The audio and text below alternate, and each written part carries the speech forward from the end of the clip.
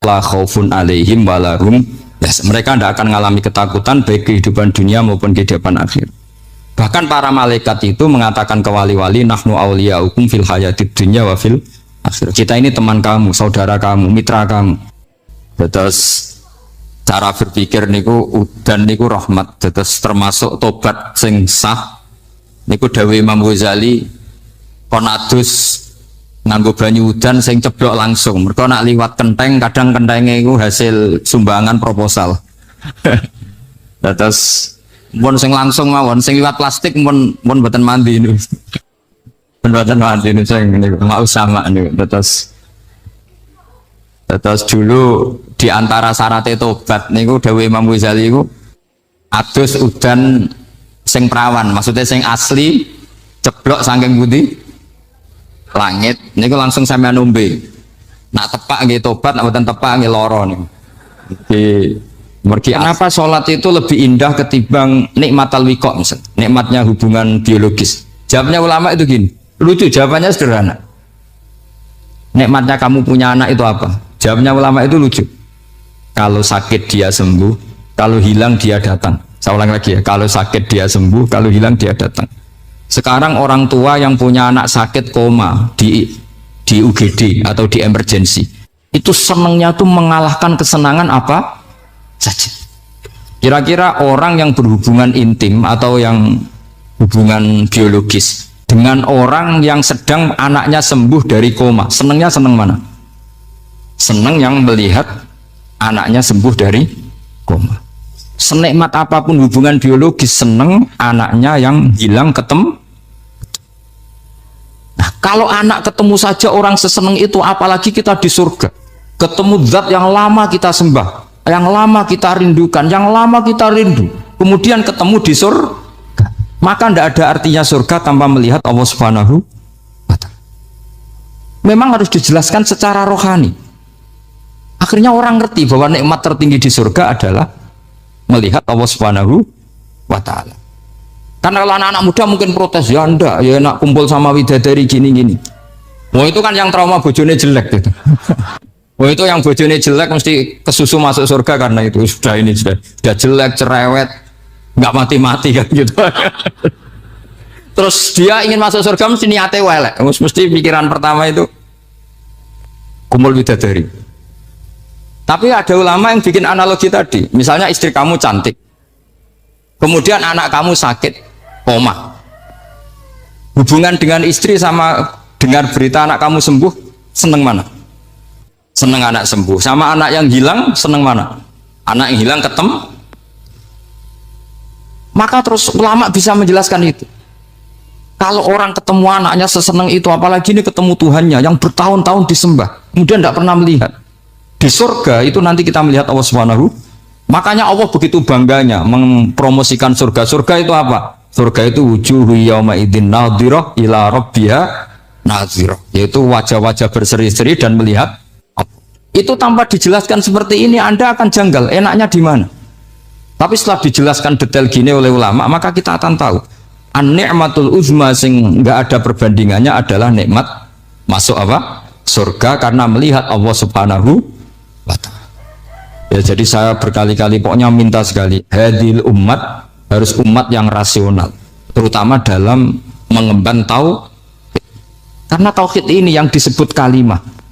Sampai Allah mengistilahkan kepada Nabi Ibrahim itu waja'alaha kalimatam baqiyatan fi aqibi. Kalimat tauhid adalah kalimat yang akan abadi di anak cucunya Nabi Ibrahim. Baik anak cucu yang karena gen mau anak cucu yang karena sebab, yaitu santri dengan kiai. Dan itu caranya gimana? Umat Islam jangan berhenti belajar mantek. Makanya di MGS, di Qudsiyah, di TBS semua pondok pasti ngajarkan mantek, di Bendan, ilmu logika.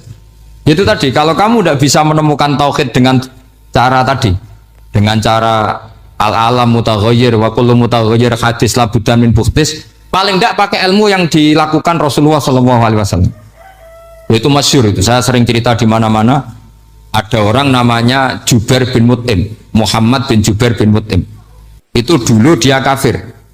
Dia orang pinter sampai dipasrai jadi negosiator untuk mengurus tawanan perang Badar yang ditawan Rasulullah SAW. ketika datang di Medina, delalah pas maghrib, Nabi baca wattur wa kitabim mastur. Di antara ayat yang dibaca Nabi itu am khuliqu min ghairi syai'in. Masa manusia sebanyak ini kemudian mereka diciptakan oleh ketiadaan. Min ghairi syai'in itu oleh ketiadaan. Masa alam raya yang wujud ini, alam raya yang punya eksistensi ini kemudian penciptanya adalah ketiadaan. Padahal wal adamu la yakhluqu wa la yu'assiru wa la kadza wa kadza. Tentu sesuatu yang tidak ada itu tidak bisa dikatakan sebagai pencipta. Wong nggak ada, jadi faktor saja nggak mungkin, apalagi jadi pencipta. Itu Nabi habis sholat langsung beliau sungkeman, ya Muhammad, saat ini juga saya iman. Karena logika yang dibangun ayat yang kamu baca itu menghabiskan semua logika saya. Intinya logika tauhid itu akan mengalahkan semua teori non tauhid. Itu yang disebut bal naqdhifu bil haqqi 'alal batili fayadmaghuhu fa idza huwa zahib. Kebenaran tauhid itu akan menghancurkan kekuatan apa saja. Fayadmaghuhu itu di tafsir Tobari disebut dorbatan tasujud dimah. Satu pukulan sing sampai menjadikan otak itu hancur. Makanya disebut damagho, dimah itu maknanya otak.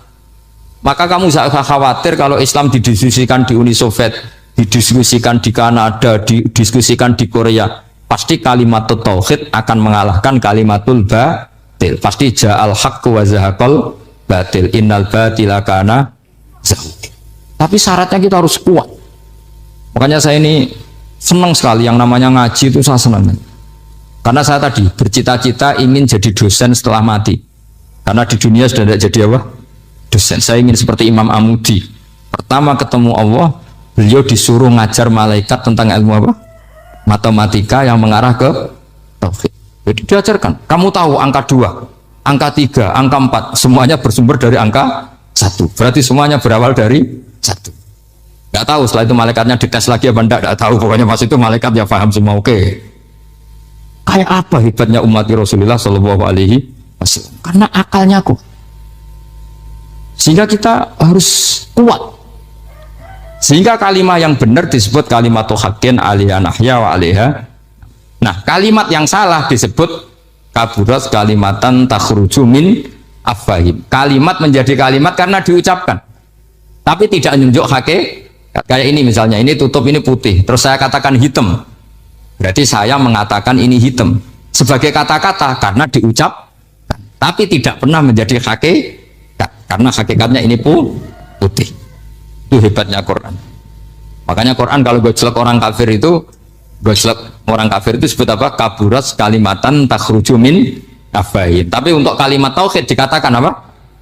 Yusabbitu walladzina amanu bil qaulif tsabit fil hayatid dunya wa fil akhirah. Sebagian disebutkan wa ja'alaha kalimatam baqiyah. Kenapa kalimat tauhid itu kalimat yang abadi? Karena Allah sebagai Tuhan di dunia juga sebagai Tuhan di akhirat, dan selalu Tuhan pada masa yang tidak terbatas. Itu disebut wa ja'alaha kalimatam baqiyah. Kemudian umatnya Nabi mengganti kalimat yang gampang. Allah punya sifat baqo, punya sifat akhir. Maksudnya akhir itu la akhirah. Terus semuanya yang faham ya alhamdulillah, yang nggak faham dikon ngapal lah. Wujud idam bako mukhalafatul khawadisi qiyamuhu binafsi wahdaniyat kudrat irut. Wes paham. Langkok sing rada alim terus roh bedane iki sifat ma'ani iki ma'nawiyah. Cara Mu'tazilah ngene, cara ahli sunnah ngene. Wah itu sudah kejimetan baca. Sementing wujud idam. Nah, kenapa pertama yang disebut wujud? Karena yang membedakan kita dengan faham ateisme itu ya sifat wujud, yaitu mereka mengatakan alam raya ini dimulai dari ketiadaan. Wah itu akal mana saja itu nggak bisa nerima, masa ketiadaan menciptakan sesuatu yang ada. Maka kata Ibnu Hajar al Asqalani ketika mentafsirkan mensarai hadis salasun mangkunna fihi wajata halawatal iman. 3 hal ini kalau kamu faham maka menemukan manisnya iman. Manis itu enak. Terus kata Ibnu Hajar al Asqalani, masih ingat betul dalam sarahnya Fathul Bari, wa yusamma inda ahlil aql, misalnya al iltizat al aqli. Agama ini mengajarkan kenyamanan cara berpikir. Coba kalau sampean seorang doktor atau seorang profesor atau seorang pinter, kemudian kamu dipaksa mengimani bahwa alam ini diciptakan oleh ketiadaan, itu bisa tidur nggak? Oh, tidak bisa tidur. Sampean misalnya orang pinter, dididik di kampus atau dididik di pondok, alam ini yang wujud, yang menciptakan itu sesuatu yang tidak wujud. Kamu bisa tidur enggak kira-kira? Ini guru apa? Ini sarap ini. Mosok hadil maujudat khalaqahal adam, sesuatu yang wujud diciptakan ketia. Tapi agama ini membawa sesuatu yang menyenangkan untuk akal, yaitu hadhil maujudat khalaqaha wajibul wujud. Maujudat yang wujud ini diciptakan super maujud, yaitu oleh bahasa pondok disebut wajibul wujud. Kan terus seneng, wajar dong kalau sesuatu yang ada diciptakan oleh yang ada. Lah tentu ada pencipta, terus ada super, disebut wajibul wujud. Kan terus enak. Nah, itu kata Ibnu Hajar al-Asqalani disebut wajadah halawatal iman. Sehingga kita tidak usah khawatir. Makanya saya itu termasuk orang yang nggak khawatir. Apapun rusaknya dunia ini, kacaunya dunia ini akan kalah dengan kalimatut tauhid. Karena kalimat ini ketemu apa saja pasti menghancurkan. Yaitu disebut bal naqdhifu bil haqqi 'alal batil fayadmaghuhu fa idza huwa zahid. Kalimat hak ini akan menabrak apa saja. Dan yang ditabrak pasti hancur. Makanya sama tidak usah khawatir, misalnya ada negara ateis di Cina, di Korea, kita yakin asal yang diteliti itu agama Islam pasti menang. Nah, yang susah kalau yang diteliti orang Islam, itu susah. Karena yang copet kadang-kadang ya umat, apalagi di negara mayoritas Muslim, nanti copetnya, premannya, koruptornya semuanya beragama Islam. Makanya kita hanya punya pilihan dua, itu umat Islam dan Islam yang kumat itu dok.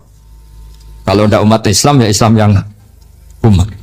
Tapi kalau kalimat tauhid itu kalimat yang aman, tak jamin 100%.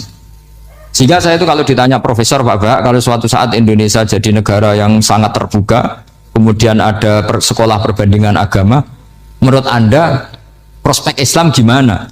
Saya jawab, asal yang dikaji Islamnya bukan orangnya, pasti Islam tetap prospek. Asal yang dikaji apa? Islamnya, bukan orangnya. Kalau orangnya ya Masya Allah, itu tadi, kalau tidak umat Islam ya Islam yang. Terus kalau matur nuwun sangat jenengan hormat teng Raden Asnawi, beliau sekarang generasi keempat ya, wonten sing generasi ketiga.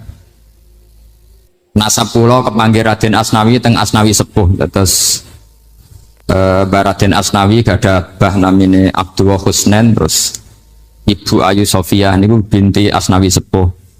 Kula buyut kula kandung damaran niku Hafsah binti Maksum bin Soleh bin Asnawi sepuh. Kenapa saya cerita zuriyah? Terus satu peradaban, gini bahasa Indonesia mohon ya, sane gaul. Satu peradaban itu yang bisa bangun itu zuriyah itu komunitas gen. Meskipun nanti komunitas gen itu bisa disadap atau dibajak oleh orang-orang yang tidak gen. Jadi agak ilegal tapi itu sah. Karena sampean bisa misalnya kalah nasab sama saya, misalnya bilang nanti ketemu di Nabi Adam saja Gus gitu. Nanti pasti kita ketemu di siapa? Nabi Adam. Terus kedua, kekalahan nasab itu udah abadi, karena nanti setelah jenengan ditanya di kuburan, bapak kamu siapa? Itu disuruh jawab Nabi siapa? Ibrahim. Terus kekalahan nasab sampean nanti berakhir di kuburan, karena nanti dijawab siapa bapak kamu, disuruh jawab siapa? Nabi Ibrahim. Jadi yang punya bapak Karmen apa itu sudah selesai, sudah nggak dipakai lagi. Nanti pakai siapa? Nabi siapa? Ibrahim. Nah, kenapa saya cerita bahwa nasab gen itu akan disatukan oleh satu visi ilmiah yang objektif. Gini ku dawe Nabi Yusuf, wattaba'tu millata abai Ibrahim wa Ishaq wa Yaqub. Terus dawe Nabi Yusuf, maka nalana an nusyrika billahi min syai'. Jadi saya ngikuti leluhur saya. Ini dengerin ya, saya ngikuti leluhur saya, yaitu Nabi Yakub bin Ishak bin Ibrahim. Leluhur saya itu siapa? Maka nalana an nusyrika billahi min syai', yaitu keluarga besar yang tidak pernah melakukan kemusyrikan. Ya, keluarga besar kami punya tradisi tidak pernah melakukan kemusyrikan. Dan bahkan itu dibahasakan tidak mungkin kita ini melakukan kemusyrikan. Maka nalana itu kira-kira kalau bahasa Indonesia itu kita ini tidak mungkin melakukan kemusyrikan. Nah, kenapa demikian? Itu berangkat dari logika yang permanen. Disebut yusabbitu Allahu alladziina amanu bil qouli tsabiti fil hayatid dunya wa fil akhir. Logika permanen itu begini misalnya. Kita ini kan hidup dari bapak dari ibu terus sampai Nabi Adam. Kemudian setelah Nabi Adam ini berakhir, kemudian kita mau tidak mau berpikir Nabi Adam itu siapa? Terus diterangkan ternyata Nabi Adam itu satu makhluk hidup yang mulanya dari tanah, lewat wahyu Allah, lewat titah Allah kun, kemudian jadi manusia yang bernama Adam. Sebelum Adam ada bumi, ada langit, ada cakrawala, macam-macam. Kemudian itu kita rumuskan lagi, asal usulnya adalah tidak ada. Adamiyun makhdun. Akhirnya kita tahu bahwa alam raya ini diwujudkan setelah dari tidak ada. Nah, tentu terus kita berpikir dari tidak ada menjadi ada itu pasti penyebabnya adalah sesuatu yang ada. Nah, yang ada itu disebut wajibil wujud. Karena wajibil wujud ini wujud sendiri, nggak ada saingannya. Karena Allahu la syai'a ma'hu, Allah ada dan tidak ada pesaingnya. Maka kita ini berpikir nggak mungkin ada kekuatan manapun yang menyamai Allah.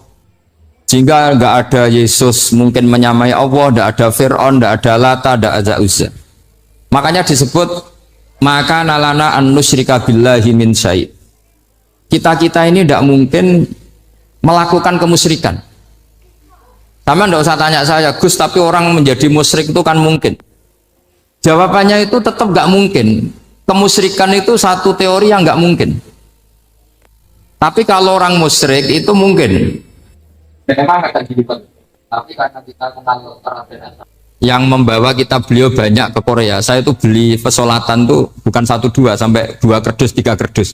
Itu mulai dulu, mulai saya ngiai sampai sekarang tak bawa ke Sragen, ke Solo 3, termasuk tak bawa ke Korea. Jadi mungkin ya ini GR saya ngaji di sini itu barokahnya jualan pesolatan. Tapi bukan jualan yang cari laba enggak, karena tak gratiskan, tapi itu dagang akhirat lah kira-kira gitu. Jadi kalau saya masuk neraka kita era pantas, bakul pesolatan kok masuk neraka gitu, kayak itu nggak pantas itu. Karena saya termasuk orang ya yang cara berpikir itu optimis. Dulu di sini ada orang alim alama namanya Raden Asnawi. Terus kemudian sejarah agak berpolemik, ada yang mengatakan beliau itu muridnya Syekh Nawawi, ada yang mengatakan tidak. Apapun itu yang saya yakini adalah beliau ya saling istifadah lah, saling bermanfaat bagi Syekh Nawawi Banten. Saya punya catatan sejarah banyak tentang Raden Asnawi karena guru-guru kita itu akan ketemu di Syekh Nawawi Banten. Yaitu kita tahu misalnya saya ngaji Mbah Mun ngaji Mbah Zubair misalnya ngaji Syekh Fakih Mas Kumambang, ngaji Mbah Mahfud, terus ngaji Sayyid Abi Bakar Sato, terus ngaji Sayyid Zaini Dahlan. Kalau keluarga sini mungkin misalnya Gus Hafid, Mbah Niam, Mbah Zuhri, terus Raden Asnawi. Raden Asnawi kita tahu nikah dari istri mudanya Syekh Nawawi, yaitu Nyai Hamdana. Saya sering diceritani Mbah Mun, terus Nyai Hamdana punya anak yang namanya Zuhriyah dari Syekh Nawawi. Kemudian setelah dinikahi Raden Asnawi punya anak namanya Zuhri, Minan, Niam, terus sampai ke Gus Hafid, Hafid bin Niam. Kenapa saya cerita ini? Karena kealiman itu adalah sesuatu yang dibanggakan Allah. Imam Amudi itu ulama ahli matematika. Jadi ada ulama itu ahli matematika. Dia nggak pernah ngajarkan pesolatan, zakat, sholat, tapi dia ngajar matematika. Kemudian dari matematika itu beliau menjadi ahli tauhid. Sehingga nanti Mungkar Nakir itu nggak akan tanya dia marrobuka wa manabuka, karena dia punya rencana. Yang ngajar tauhid itu saya. Jadi kalau dia malaikat akan marbuka, pangeran kamu itu siapa? Malaikat malah dilawan. Kamu pernah ngajar tauhid? Saya ini guru tauhid. Singkat cerita, saking keramatnya Imam Amudi, kata Allah, ya Amudi, presentasikan ilmu tauhid yang lewat jalur matematika ke semua malaikat saya. Semua malaikat saya tahu cara berpikir matematis. Karena malaikat itu imannya itu iman mauhibah, karena dia malaikat. Ya iman karena tahu neraka, tahu surga, terus dia iman. Kalau kita ndak, kita iman tuh pakai logika, jadi lebih keren. Loh betul. Malaikat itu ketika bangga, ya Allah, apa ada orang yang imannya di atas kita? Jawabnya Allah ada. Siapa? Ya orang-orang kudus, kata Allah. Kira-kira gitu. Kenapa? Ya betul. Karena kamu iman saya itu wajar, kamu tahu saya, tapi mereka nggak tahu saya tapi iman. Kenapa bisa iman ya Allah? Karena mereka punya logika, punya akal. Akhirnya Imam Amudi disuruh sama Allah presentasikan logika tauhid kamu lewat jalur matematika. Malaikat disuruh dengerin semua. Isma'u ya malaikati, ini mimpinya wali. Terus Imam Amudi mulai mengajarkan nisbatul isnaini ilal wahid wa nisbatus salasa wal arba'ah ila ma la nihayatalah, niku binisbatin wahidah, yaitu far'un minal asli wa huwa al wahid. Mbok angka sebanyak apapun 2, 3, 4 sampai 1 miliar itu nisbatnya ke angka 1 adalah nisbatul far'i ilal asli, semuanya berasal dari 1. Maka hadhil awalim atau hadal alam ila ma la nihayatalahu, tetap semuanya ini cabang dari 1, yaitu wujud dari 1, yaitu Allah Subhanahu wa ta'ala. Sehingga semenjak itu ditiru sekian ulama. Akhirnya malaikatnya mantuk karena kepastian kalau Allah satu yang diyakini malaikat itu sepasti logika yang dibangun orang-orang manusia ini, padahal tidak ngerti Allah Subhanahu wa ta'ala karena pakai akal. Sehingga di pondok itu orang harus ngerti mantek. Orang mantek itu ilmu yang jelimet tapi menyenangkan. Biasanya sing sinau ambek rokokan, sawangannya kayak filosof. Jadi paling kan agak paham di alasan. Penting nikmati rokok, tapi pikir nikmati pemikirannya, ternyata nikmati rokok. Kayak kemarin saya datang ke resepsinya Gus Agil, saya itu tertawa terus karena dengerin Habib Mutahar. Saya membaca bahayanya rokok, setelah tahu bahayanya saya berhenti membaca. Tak pikir itu kan setelah tahu bahayanya saya berhenti merokok, ternyata enggak. Saya baca bahayanya apa? Merokok. Setelah saya baca, maka saya berhenti membaca, gitu. Bukan berhenti merokok. Itu ilmu kelas tinggi seperti itu harus mentek. Pernah beliau ditegur dokter, Beb, kalau rokok terus nanti mati. Tenang saja, saya masih bawa korek. Dikira itu kan orangnya yang mati, ternyata beliau enteng saja. Santai aja dok, saya masih bawa korek. Jadi saya bukan nyarankan santai rokok, tapi orang rokok itu memang punya logikanya sendiri. Kalau Banafek Hajen itu masih pernah bahas saya juga, karena Banafek juga turunan Mbak Mutamakin. Hak, rokok itu haram tau ora? Nak cara kula darani haram sebudi bah. Lah iya, nak haram ya bener aku. Mulane tak obong, barang haram apike diobong. Jadi saya tuh saya sama orang-orang sepuh itu tidak pernah menang. Jadi apa ya? Mereka itu orang yang sudah lama, gimana ya, mau dikatakan bulat itu ya, tapi memang nggak pernah kalah mereka. Ada satu kiai masih misananya Mbak Nafek, ini rokok 2 katanya. Bagi yang nggak ngerokok berarti membiarkan 2 haram masih. Bagi yang merokok berarti mengurangi haram. Kalah lagi ya. Jadi saya tuh pernah dibully 2 mbah saya, karena 2 mbah saya ini rokok semua. Akhirnya saya nom ngalah gitu, karena saya tidak mungkin la khaufun alaihim walahum, mereka tidak akan mengalami ketakutan baik kehidupan dunia maupun kehidupan akhir. Bahkan para malaikat itu mengatakan ke wali-wali, nahnu awliyaukum fil hayatid dunya wa fil akhir. Kita ini teman kamu, saudara kamu, mitra kamu. Terus cara berpikir niku udan niku rahmat, terus termasuk tobat sing sah. Niku dawuh Imam Ghazali, konadus nganggo banyu udan sing ceblok langsung. Mereka nak liwat kenteng, kadang kentengnya itu hasil sumbangan proposal. Terus mun sing langsung mawon, sing liwat plastik mun mboten mandi niku. Mboten mandi niku sing niku mau sama niku. Terus dulu di antara syarat tobat niku dawuh Imam Ghazali niku adus udan sing perawan, maksudnya sing asli ceblok saking pundi langit niku langsung sampean nombe. Nak tepak nggih tobat, nak mboten tepak nggih lara niku. Kenapa sholat itu lebih indah ketimbang nikmatal wiqo, nikmatnya hubungan biologis? Jawabnya ulama itu gini, lucu, jawabannya sederhana. Nikmatnya kamu punya anak itu apa? Jawabnya ulama itu lucu. Kalau sakit dia sembuh, kalau hilang dia datang. Saya ulang lagi ya, kalau sakit dia sembuh, kalau hilang dia datang. Sekarang orang tua yang punya anak sakit koma di UGD atau di emergency, itu senangnya tuh mengalahkan kesenangan apa saja. Kira-kira orang yang berhubungan intim atau yang hubungan biologis dengan orang yang sedang anaknya sembuh dari koma, senangnya senang mana? Senang yang melihat anaknya sembuh dari koma. Senikmat apapun hubungan biologis, senang anaknya yang hilang ketemu. Nah, kalau anak ketemu saja orang seseneng itu, apalagi kita di surga, ketemu zat yang lama kita sembah, yang lama kita rindukan, yang lama kita rindu, kemudian ketemu di surga, maka tidak ada artinya surga tanpa melihat Allah Subhanahu wa Ta'ala. Memang harus dijelaskan secara rohani. Akhirnya orang ngerti bahwa nikmat tertinggi di surga adalah melihat Allah Subhanahu wa Ta'ala. Karena kalau anak-anak muda mungkin protes, ya enggak, ya enak kumpul sama widadari gini-gini. Wah, itu kan yang trauma bojone jelek gitu. Wah, itu yang bojone jelek mesti kesusu masuk surga karena itu sudah jelek, cerewet, nggak mati-mati kan gitu.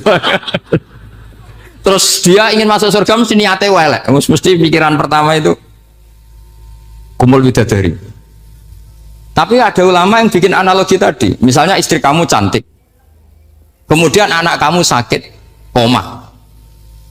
Hubungan dengan istri sama dengar berita anak kamu sembuh, seneng mana? Seneng anak sembuh. Sama anak yang hilang, seneng mana? Anak yang hilang ketemu. Maka terus ulama bisa menjelaskan itu. Kalau orang ketemu anaknya seseneng itu, apalagi ini ketemu Tuhannya yang bertahun-tahun disembah, kemudian tidak pernah melihat. Di surga itu nanti kita melihat Allah Subhanahu. Makanya Allah begitu bangganya mempromosikan surga. Surga itu apa? Surga itu wujuhu yauma idzin nadhirah ila rabbiha nadhirah, yaitu wajah-wajah berseri-seri dan melihat. Itu tanpa dijelaskan seperti ini Anda akan janggal, enaknya di mana? Tapi setelah dijelaskan detail gini oleh ulama, maka kita akan tahu an-ni'matul uzma sing enggak ada perbandingannya adalah nikmat masuk apa? Surga karena melihat Allah Subhanahu wa Ta'ala. Ya, jadi saya berkali-kali pokoknya minta sekali, hadil umat harus umat yang rasional, terutama dalam mengemban tauhid. Karena tauhid ini yang disebut kalimah. Sampai Allah mengistilahkan kepada Nabi Ibrahim itu waja'alaha kalimatam baqiyatan fi aqibi. Kalimat tauhid adalah kalimat yang akan abadi di anak cucunya Nabi Ibrahim. Baik anak cucu yang karena gen mau anak cucu yang karena sebab, yaitu santri dengan kiai. Dan itu caranya gimana? Umat Islam jangan berhenti belajar mantek. Makanya di MGS, di Qudsiah, di TBS semua pondok pasti ngajarkan mantek, di Bendan, ilmu logika. Itu tadi, kalau kamu tidak bisa menemukan tauhid dengan cara tadi, dengan cara al-alam mutaghayyir wa kullu mutaghayyir hadis la budda min bukhtis, paling tidak pakai ilmu yang dilakukan Rasulullah SAW. Itu masyhur, itu saya sering cerita di mana-mana. Ada orang namanya Jubair bin Mut'im, Muhammad bin Jubair bin Mut'im. Itu dulu dia kafir. Dia orang pinter sampai dipasrai jadi negosiator untuk mengurus tawanan perang Badar yang ditawan Rasulullah SAW. Ketika datang di Medina, delalah pas maghrib, Nabi baca wattur wa kitabim mastur. Di antara ayat yang dibaca Nabi itu am khuliqu min ghairi syai'in. Masa manusia sebanyak ini kemudian mereka diciptakan oleh ketiadaan. Min ghairi syai'in itu oleh ketiadaan. Masa alam raya yang wujud ini, alam raya yang punya eksistensi ini kemudian penciptanya adalah ketiadaan. Padahal wal adamu la yakhluqu wa la yu'assiru wa la kadza wa kadza. Tentu sesuatu yang tidak ada itu tidak bisa dikatakan sebagai pencipta. Wong nggak ada, jadi faktor saja nggak mungkin, apalagi jadi pencipta. Itu Nabi habis sholat langsung beliau sungkeman, ya Muhammad, saat ini juga saya iman. Karena logika yang dibangun ayat yang kamu baca itu menghabiskan semua logika saya. Intinya logika tauhid itu akan mengalahkan semua teori non tauhid. Itu yang disebut bal naqdhifu bil haqqi 'alal batili fayadmaghuhu fa idza huwa zahid. Kebenaran tauhid itu akan menghancurkan kekuatan apa saja. Fayadmaghuhu itu di tafsir Tobari disebut dorbatan tasujud dimah. Satu pukulan sing sampai menjadikan otak itu hancur. Makanya disebut damagho, dimah itu maknanya otak. Maka kamu jangan khawatir kalau Islam didiskusikan di Uni Soviet, didiskusikan di Kanada, didiskusikan di Korea, pasti kalimatul tauhid akan mengalahkan kalimatul batil. Pasti ja'al haqqu wa zahaqal batil, innal batila kana zahuq. Tapi syaratnya kita harus kuat. Makanya saya ini senang sekali yang namanya ngaji, itu saya senang. Karena saya tadi bercita-cita ingin jadi dosen setelah mati. Karena di dunia sudah tidak jadi apa? Dosen. Saya ingin seperti Imam Amudi. Pertama ketemu Allah, beliau disuruh ngajar malaikat tentang ilmu apa? Matematika yang mengarah ke tauhid. Jadi diajarkan, kamu tahu angka 2, angka 3, angka 4, semuanya bersumber dari angka 1. Berarti semuanya berawal dari 1. Gak tahu setelah itu malaikatnya dites lagi apa enggak, tahu. Pokoknya pas itu malaikat ya paham semua. Oke. Kayak apa hebatnya umat Rasulullah Shallallahu Alaihi Wasallam? Karena akalnya kuat. Sehingga kita harus kuat. Sehingga kalimat yang benar disebut kalimat haqqin 'alaiha nahya wa 'alaiha. Nah, kalimat yang salah disebut kaburat kalimatan takhruju min afwahim. Kalimat menjadi kalimat karena diucapkan, tapi tidak menunjuk hakikat. Kayak ini misalnya, ini tutup, ini putih, terus saya katakan hitam, berarti saya mengatakan ini hitam sebagai kata-kata karena diucapkan, tapi tidak pernah menjadi hakikat karena hakikatnya ini putih. Itu hebatnya Quran. Makanya Quran kalau gojlek orang kafir itu, gojlek orang kafir itu sebut apa? Kaburat kalimatan takhruju min afwahim. Tapi untuk kalimat tauhid dikatakan apa?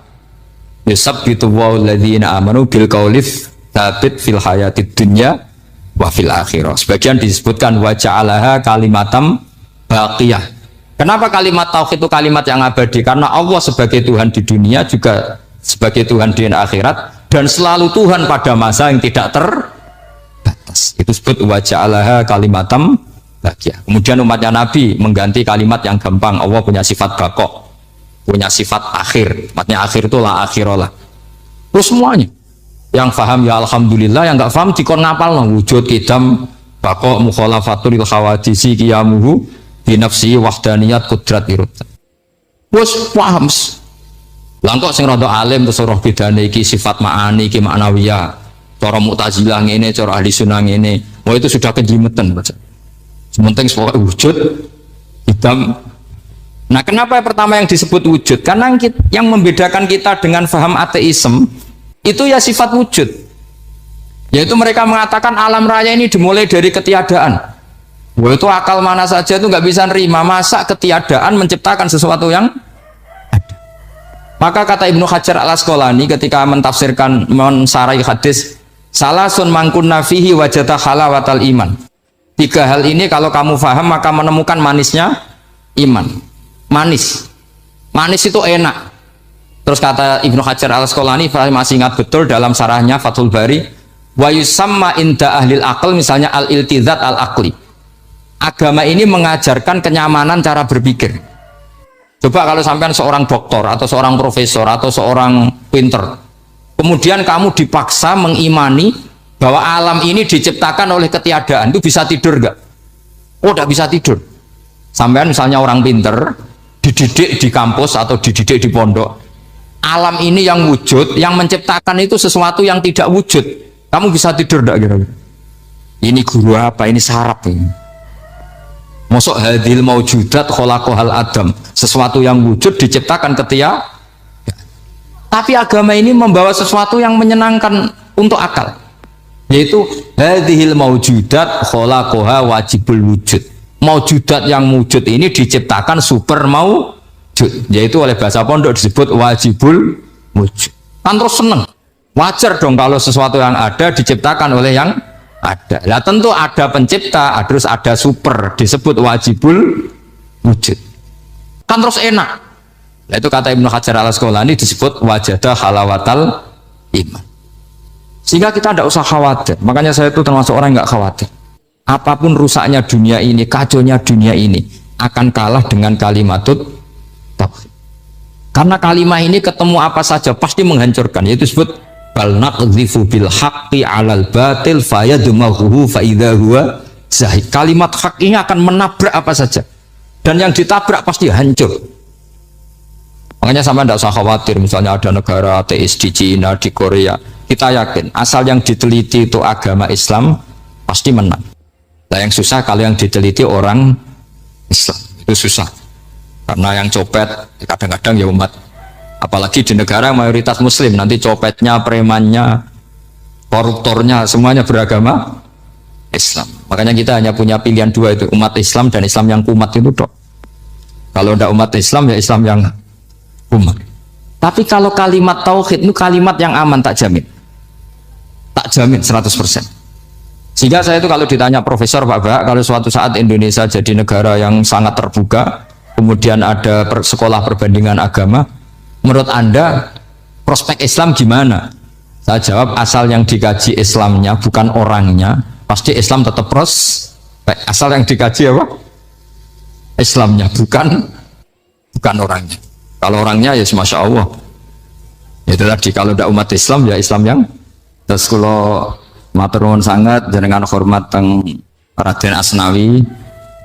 Beliau sekarang generasi keempat ya, wonten sing generasi ketiga. Nasab kula kepanggih Raden Asnawi teng Asnawi sepuh. Terus Raden Asnawi gada bah namine Abdullah Husnen, terus Ibu Ayu Sofia niku binti Asnawi sepuh. Kula buyut kula kandung damaran niku Hafsah binti Maksum bin Soleh bin Asnawi sepuh. Kenapa saya cerita zuriyah? Terus satu peradaban, gini bahasa Indonesia mohon ya, sane gaul. Satu peradaban itu yang bisa bangun itu zuriyah itu komunitas gen. Meskipun nanti komunitas gen itu bisa disadap atau dibajak oleh orang-orang yang tidak gen. Jadi agak ilegal tapi itu sah. Karena sampean bisa misalnya kalah nasab sama saya, misalnya bilang nanti ketemu di Nabi Adam saja Gus gitu. Nanti pasti kita ketemu di siapa? Nabi Adam. Terus kedua, kekalahan nasab itu udah abadi, karena nanti setelah jenengan ditanya di kuburan, bapak kamu siapa? Itu disuruh jawab Nabi siapa? Ibrahim. Terus kekalahan nasab sampean nanti berakhir di kuburan, karena nanti dijawab siapa bapak kamu, disuruh jawab siapa? Nabi Ibrahim. Jadi yang punya bapak Karmen apa itu sudah selesai, sudah nggak dipakai lagi. Nanti pakai siapa? Nabi siapa? Ibrahim. Nah, kenapa saya cerita bahwa nasab gen itu akan disatukan oleh satu visi ilmiah yang objektif. Gini ku dawe Nabi Yusuf, wattaba'tu millata abai Ibrahim wa Ishaq wa Yaqub. Terus dawe Nabi Yusuf, maka nalana an nusyrika billahi min syai'. Jadi saya ngikuti leluhur saya. Ini dengerin ya, saya ngikuti leluhur saya, yaitu Nabi Yakub bin Ishak bin Ibrahim. Leluhur saya itu siapa? Maka nalana an nusyrika billahi min syai', yaitu keluarga besar yang tidak pernah melakukan kemusyrikan. Ya, keluarga besar kami punya tradisi tidak pernah melakukan kemusyrikan. Dan bahkan itu dibahasakan tidak mungkin kita ini melakukan kemusyrikan.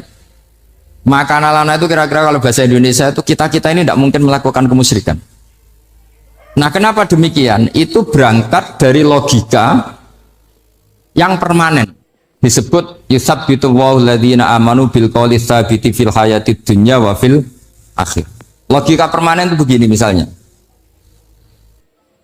Kita ini kan hidup dari bapak dari ibu terus sampai Nabi Adam. Kemudian setelah Nabi Adam ini berakhir, kemudian kita mau tidak mau berpikir Nabi Adam itu siapa? Terus diterangkan ternyata Nabi Adam itu satu makhluk hidup yang mulanya dari tanah. Lewat wahyu Allah, lewat titah Allah kun, kemudian jadi manusia yang bernama Adam. Sebelum Adam ada bumi, ada langit, ada cakrawala, macam-macam. Kemudian itu kita rumuskan lagi, asal usulnya adalah tidak ada. Adamiyun makhdun. Akhirnya kita tahu bahwa alam raya ini diwujudkan setelah dari tidak ada. Nah tentu terus kita berpikir, dari tidak ada menjadi ada itu pasti penyebabnya adalah sesuatu yang ada. Nah yang ada itu disebut wajibil wujud. Karena wajibil wujud ini wujud sendiri, nggak ada saingannya. Karena wala syai'amahu, Allah ada dan tidak ada pesaingnya. Maka kita ini berpikir nggak mungkin ada kekuatan manapun yang menyamai Allah. Sehingga nggak ada Yesus mungkin menyamai Allah, nggak ada Fir'aun, nggak ada Lata, nggak ada Uzza. Makanya disebut maka nalana an nusyrika billahi min syai'. Kita ini tidak mungkin melakukan kemusyrikan. Sama nggak usah tanya saya, Gus, tapi orang menjadi musyrik itu kan mungkin. Jawabannya itu tetap nggak mungkin. Kemusyrikan itu satu teori yang nggak mungkin. Tapi kalau orang musyrik itu mungkin. Memang akan dilibat. Tapi karena kita kenal yang membawa kita beliau banyak ke Korea. Saya itu beli pesolatan tuh bukan 1-2 sampai 2 kerdus, 3 kerdus. Itu mulai dulu, mulai saya ngiai sampai sekarang. Tak bawa ke Sragen, ke Solo 3, termasuk tak bawa ke Korea.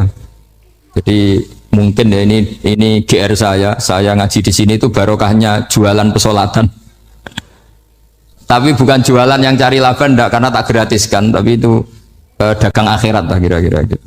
Jadi kalau saya masuk neraka kita era pantas wong bakul pesolatan kok masuk neraka gitu. Kayak itu enggak pantas itu.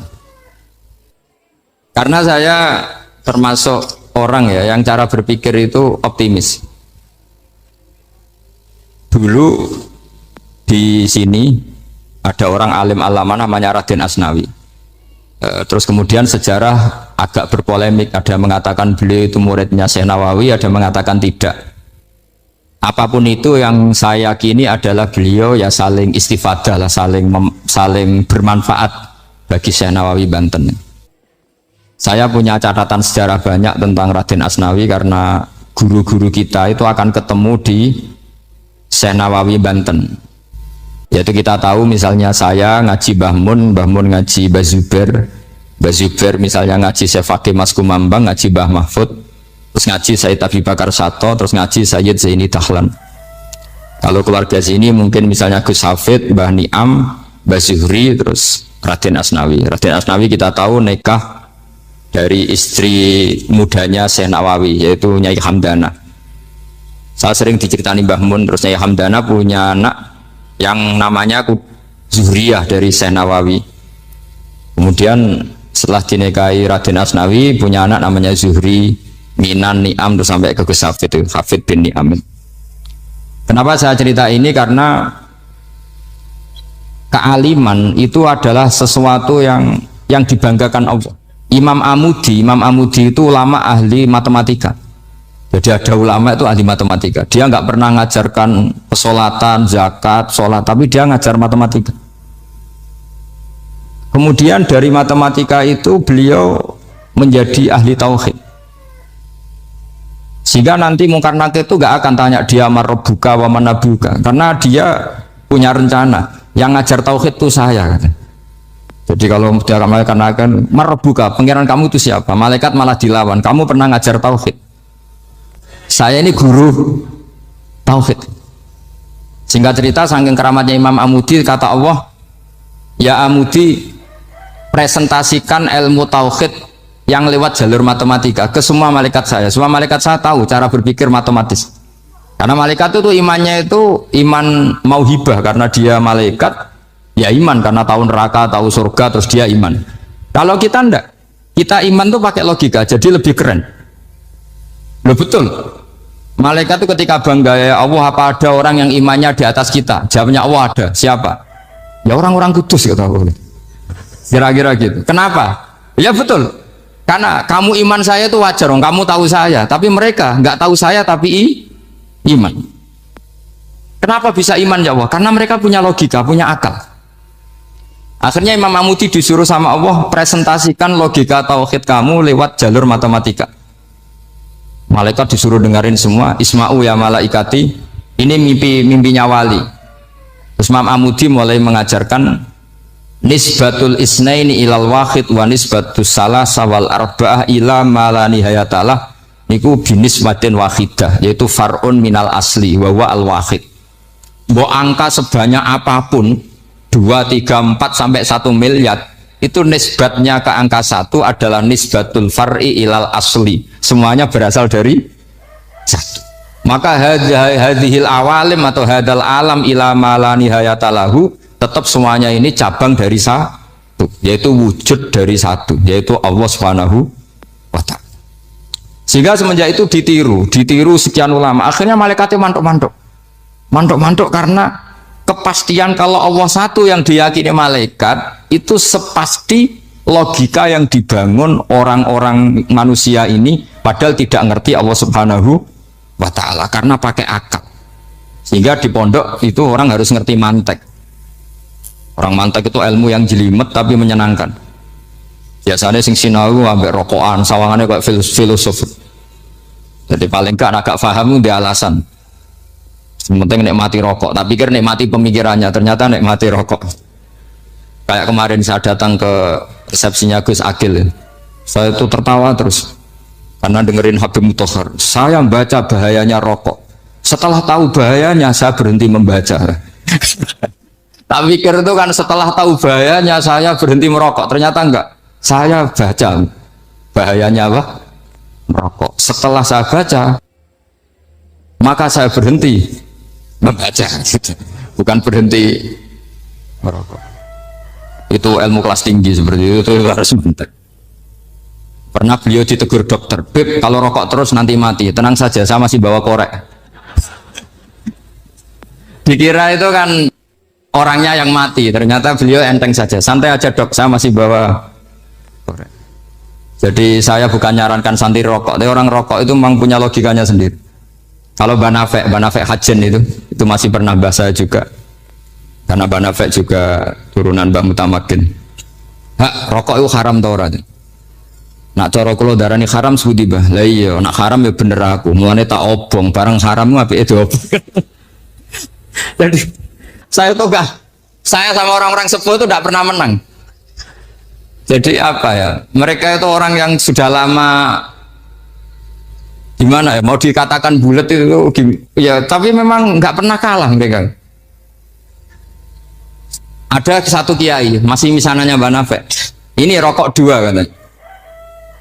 Bagi yang nggak ngerokok berarti membiarkan 2 haram masih. Bagi yang merokok berarti mengurangi haram. Kalah lagi saya. Jadi saya tuh pernah dibully 2 mbah saya. Karena 2 mbah saya ini rokok semua. Akhirnya saya sing nom ngalah gitu. Karena saya tidak mungkin